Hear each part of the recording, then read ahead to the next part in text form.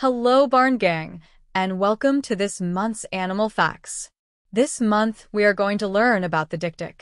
Dikdiks are tiny antelopes of dainty appearance that are slightly larger than a hare. The 5 species of Dikdik, with the exception of Kirk's Dikdik, are only found in eastern and northeastern Africa. Kirk's Dikdik, which is described here, is one of the most common. It is also found in southwestern Africa. Females are slightly larger than the males. Only the males have horns, which are small, spike-like, and incline backwards. The head sometimes does not seem to be in proportion to the dainty body. A shaggy crest of hair on the crown, which at times almost obscures the horns, is raised when the animal is alarmed. Dikdiks have elongated snouts that look like a little trunk.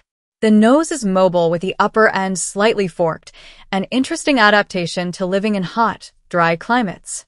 It is enlarged, and the inside passage functions as a blood-cooling mechanism when the bellows-like muscles increase the airflow into the nose.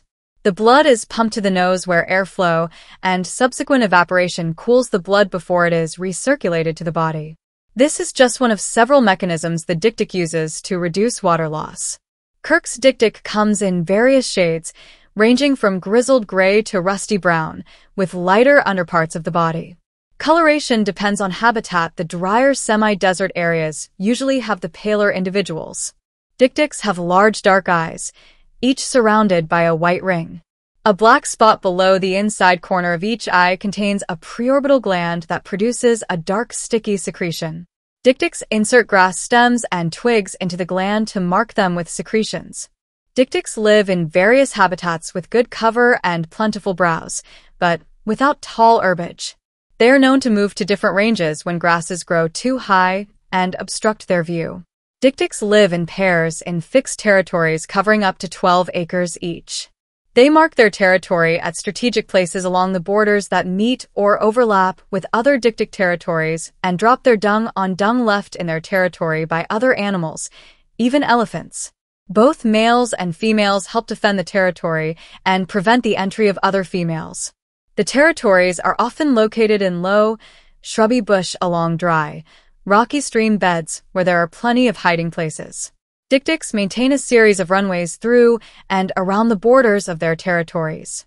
Sight, scent, and hearing are well developed, and Dikdiks are very alert. They know their territories intimately and respond to the alarm calls of other animals. When in danger, they tend to hide instead of flee from a predator.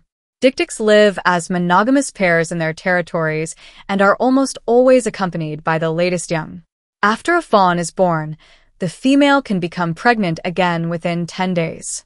Their high-quality browse diet is probably what allows a female to be pregnant and lactate at the same time. At birth, a fawn weighs about 11 pounds and spends its first weeks lying out. The mother hides her fawn and comes back to suckle it several times a day, changing the hiding place every few days. At 3 weeks, the fawn is feeding on vegetation and is usually weaned between 8 and 10 weeks.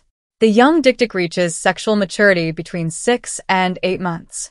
At this time, or soon after the birth of another fawn, the parents chase it out of the territory. It may pair up with a Dikdik that has lost its mate in an established territory, or it may find a young mate and establish a new territory. Dikdiks eat foliage, shoots, fruit, and berries. They are nocturnal, therefore feeding mostly at night. They do not need to drink. Well, Barn Gang, that is a wrap on this month's Animal Facts. Hope you enjoyed learning about this little creature.